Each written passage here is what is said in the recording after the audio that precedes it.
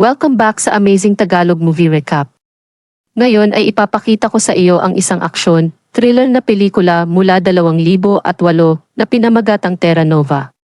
Mga spoiler sa unahan. Manood at mag-ingat. Sa malamig na burol ng isang desyerto na isla, sinusubukan ng kontrabida na humanap ng ligtas na lugar upang magkampo. Naglalakad siya ng milya-milya hanggang sa madulas siya at mahulog sa nagyayalong ilog. Ngunit pagkatapos ng ilang sandali na lumutang, nagawa niyang umakyat at ipagpatuloy ang kanyang paglalakbay. Kapag napapagod na siya para magpatuloy, huminto siya para magpahinga sa isang malaking bato, kumuha ng bulaklak para kainin, at nagsimulang mag-isip kung paano nagsimula ang lahat ng ito. Ang kontrabida ay nasa kulungan ng habang buhay para sa pagpatay sa 6 na lalaki. Nang isang hapon, dinala siya upang makita ang gobernador ng bilangguan na nagtanong sa kanya kung ano ang kanyang pinapangarap. Hindi lang siya ang dumaranas nito, iba't ibang mga kapwa niya preso ang pinatatawag din sa opisina ng gobernador at ganoon din ang tanong. Sinabi ni Moryak na gusto niyang makita ang dagat, gustong masaksihan ni Yakut ang digmaan laban sa China. Hindi magsasalita si Obasanka. Gusto ni Abazian na magtrabaho sa kulungang ito at maging gobernador. Gusto ni Tolya na sundan ang pag-usad ng space station at gusto ni Sipa makitang muli ang mga babae, ngunit hindi ipinakita ang sagot ng kontrabida. Sinabi sa kanila ng gobernador na napili sila upang ilipat sa isang kolonya ng penal, at dinagtagal, lahat ng mga bilanggo ay isinakay sa isang barko. Tulad ng sa aktwal na bilangguan, ang mga bilanggo ay nahahati sa mga grupo at inilalagay sa mga selda. Bagaman si Abazian ay kumikilos na parang siya ang amo at pumapatay pa ng isang lalaki para kunin ang kanyang higaan.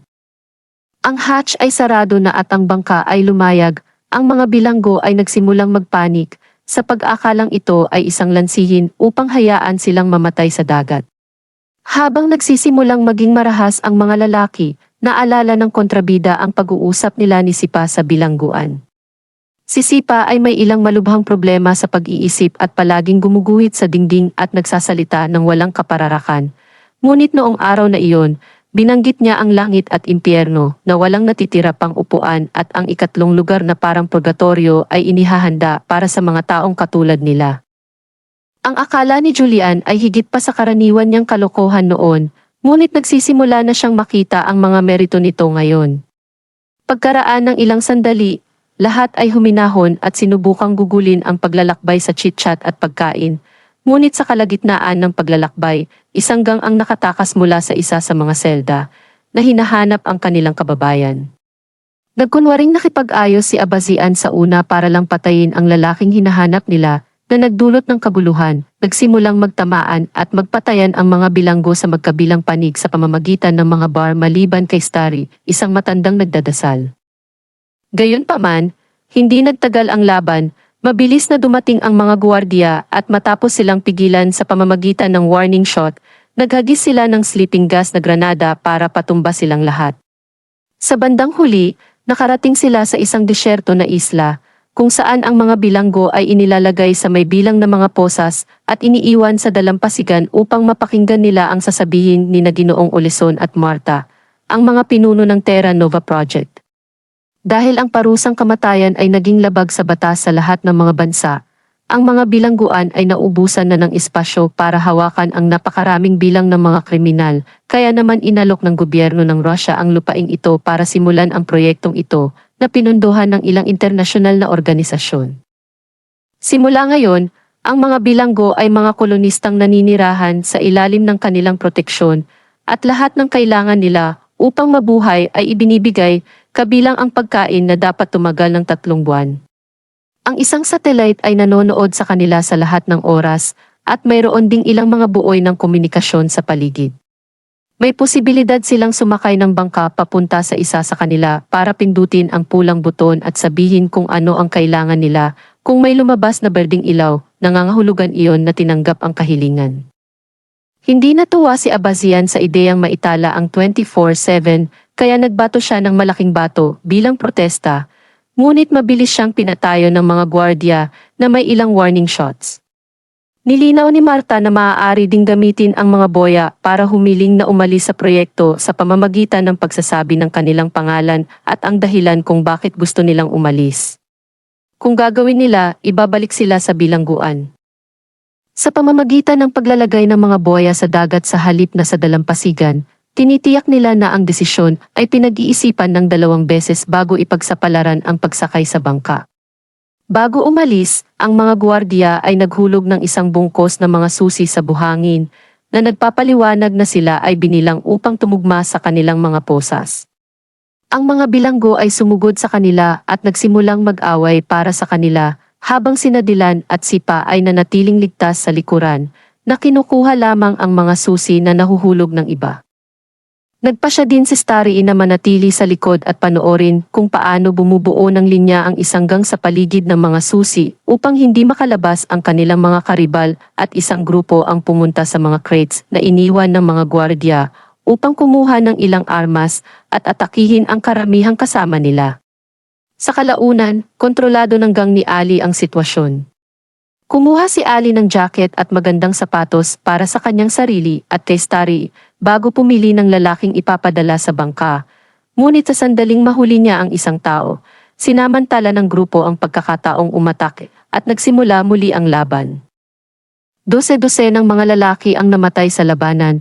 Pinatay ni Moriag si Ali gamit ang isang bato. Pinatay din ni Abazian si Starry gamit ang isang bato at ang 3 lalaki na sumakay sa isang bangka upang maabot ang boya ay nahulog sa dagat at namatay na nalunod. Ang lahat ng natitirang mga bilanggo ay pumunta sa bodega at nagsimulang ipamahagi ang mga supply at sinamantala ni Abazian ang mga gamit na natagpuan upang mabuksan ang kanyang mga coff sa pamamagitan ng puwersa.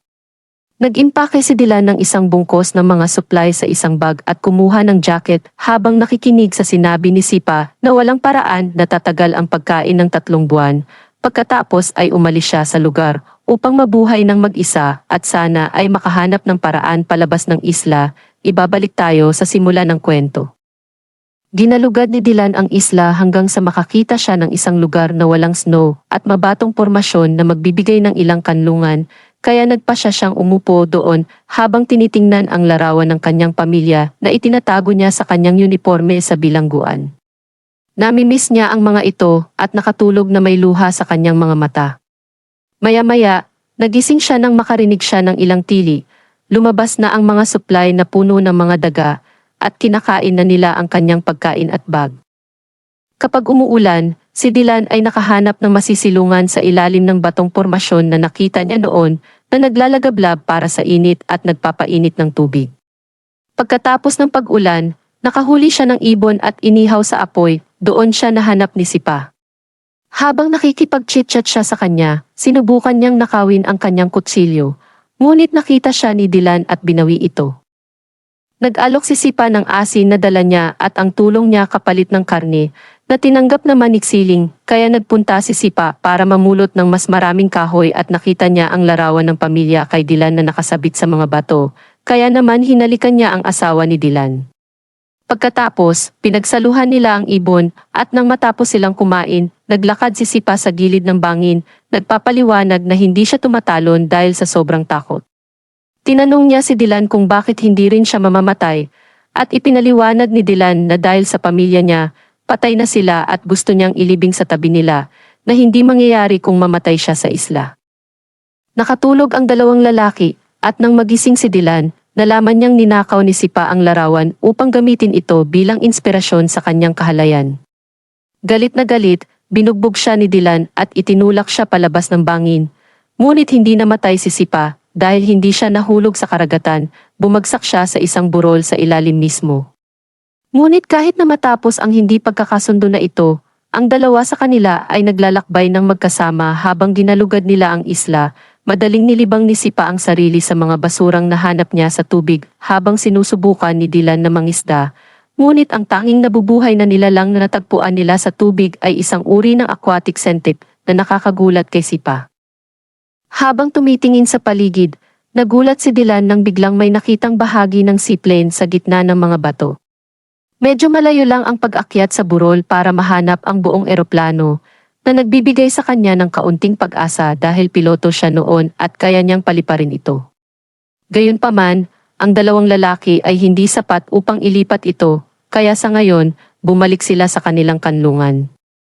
Sinimula ni Dylan ang apoy gamit ang ilang posporo na kinuha niya sa bodega, ngunit mayroong isang bagay sa mga iyon na lumilikha ng napakalason na usok. Lumayo siya sa apoy at kinaladkad ang isang natutulog na sipa kasama niya, na sa una ay hindi nagigising. Ilang-iling ang kailangan ni Dylan bago siya tuluyang magkamalay, ngunit ang kanyang bibig ay patuloy na bumubulalas ng kalokohan at napagtanto ni Dylan na ang lamig ay papatayin sila anumang minuto ngayon. Nagpasya ang dalawang lalaki na bumalik sa lugar at tingnan kung maaari silang magnakaw ng ilang karbon. Bumalik sa lugar, ang buhay ay hindi naging madali para sa lahat. Si Abazian at ang kanyang gang ay may kontrol at pinapanatili ang isang nakagawian habang nagbabahagi ng mga supply at hiniling pa nga ni Abazian sa kanila na tawagin siyang gobernador. Ngunit pinapanatili nila ang sinumang wala sa kanilang kupunan sa loob ng barracks. Pinapayagan lamang nila silang lumabas upang maglakad sa isang nakapaloob na lugar, katulad ng mga tunay na bilangguan, habang sinisigawan sila ni Astonitz mula sa tor ng bantay. Kapag pinabalik na sila, kailangan na nilang tumakbo dahil kung sino ang huling mapapatay ay gagawing pagkain mamaya. Naabot ni Dylan at Sipa ang cool box at hanapin ang mga labi ng apoy. Sa sobrang tagal ng paglalakad, halos nilalamig na sila, kaya hindi nila napigilang humiga sa tabi ng apoy at makatulog. Ngunit mabilis na nagising si Sipa nang makarinig siya ng ilang mga ingay, paparating na hanggang kasama ang kanilang pinakahuling bilanggo para sa litson. Tumakbo siya para magtago sa likod ng isang bato, ngunit nandoon pa rin si Dylan, kaya bumalik siya para iligtas siya, ngunit hindi siya mabilis at nahanap sila ng mga tauhan ni Abazian at nahul sila. Ang dalawa sa kanila ay dinala pabalik sa lugar, kung saan sinubukan ni Abazian na magpasya kung ano ang kanilang magiging kaparusahan para sa pagtakas ng mga supply pagdating nila. Sinubukan ni Yakut na ipaalala sa kanila na sila ay nasa kanilang panig sa panahon ng labanan sa barko, na naging dahilan upang insultuhin siya ni Astonitz sa pagsisikap na makialam. Tumugon si Yakut sa pamamagitan ng paghampas sa kanya, at ito ay naging dahilan upang ang buong gang ay magsama-sama upang saktan siya bilang kapalit, na nakakuha ng lugar kay Yakut sa barracks kasama sina Dylan at Sipa. Naglakad-lakad sila saglit at nang ipahayag ni Astonitz na oras na para bumalik, naiwan si Dylan, ngunit bumalik si Sipa mula sa kanya at kinaladkad siya sa loob kasama niya. Mapapanood na lamang nila ang huling nakatayong lalaki na hinuhuli at itinali sa isang poste, nang hihingi ng tubig bilang kanyang huling hiling, kaya naawa si Sipa sa kanya at dinala ang isang tasa sa kanyang labi bago siya pinatay.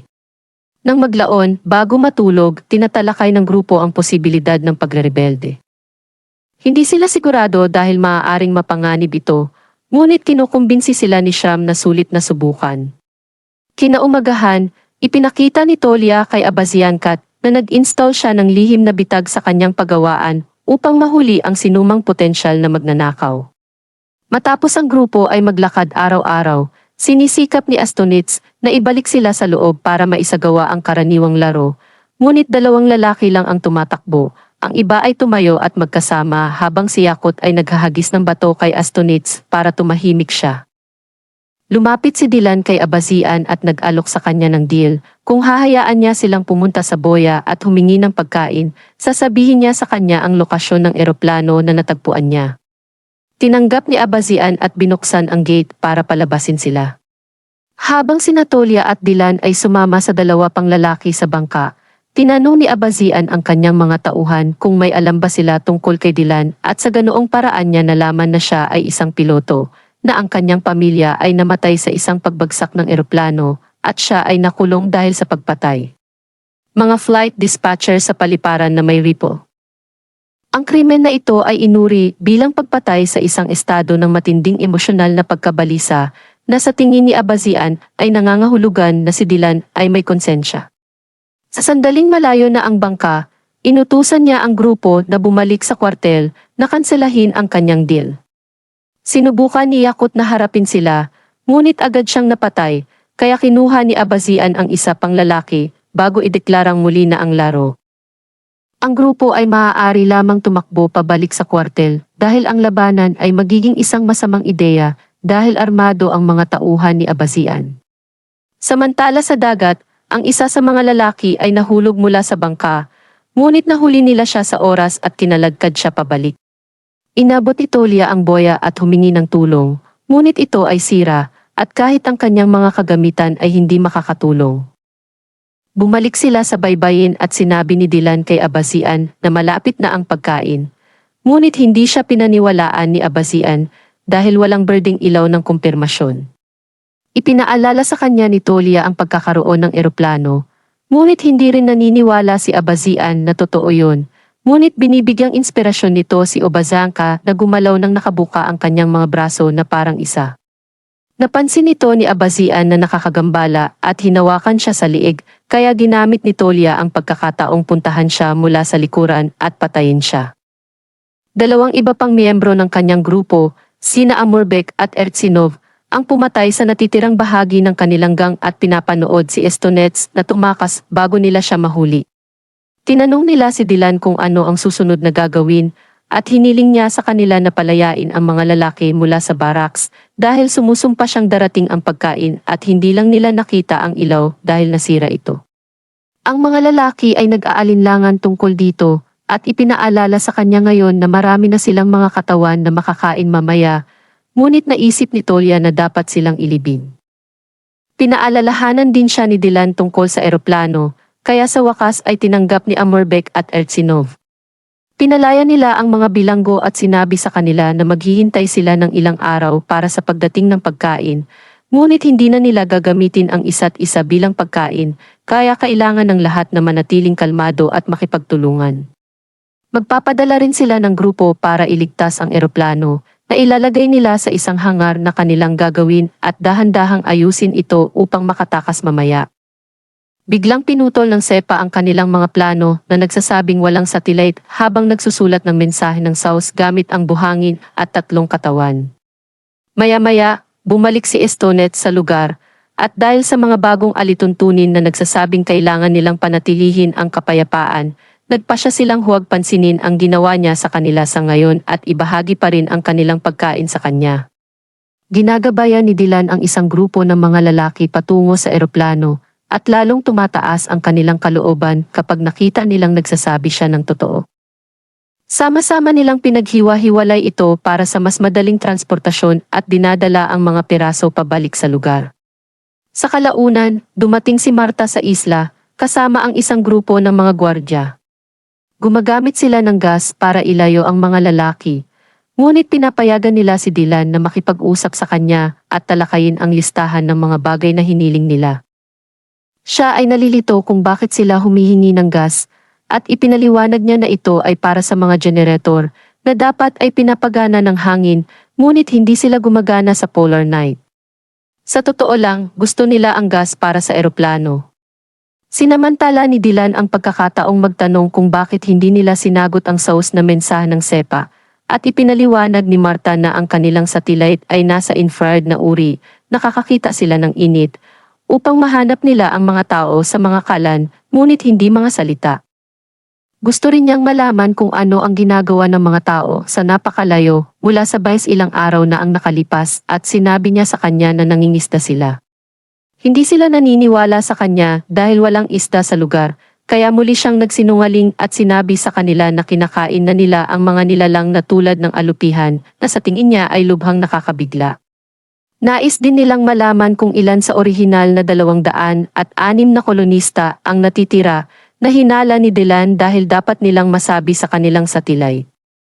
Sinabi niya sa kanila na 87 ang natitira at marami ang may sakit, ngunit walang gustong talikuran ang proyekto at bumalik sa kulungan. Bago umalis si Dylan, sinabi sa kanya ni Marta na may karapatan siya sa isang personal na kahilingan, kaya binigyan niya siya ng ilang sheet ng papel na humihiling sa kanya na ibigay ng maayos ang grupo. Kapag naiwan na ng mga gwardiya ang mga bagong supply, sinubukan ni Dylan at ng kanyang mga tauhan ang gas sa eroplanong nakatago sa hangar at masayang kinumpirma na gumagana ito. Pagkatapos, pinapanood nila ang isang bagong grupo ng mga bilanggo na Amerikano na dumating habang ang mga gwardya at si Marta ay umalis sa isla.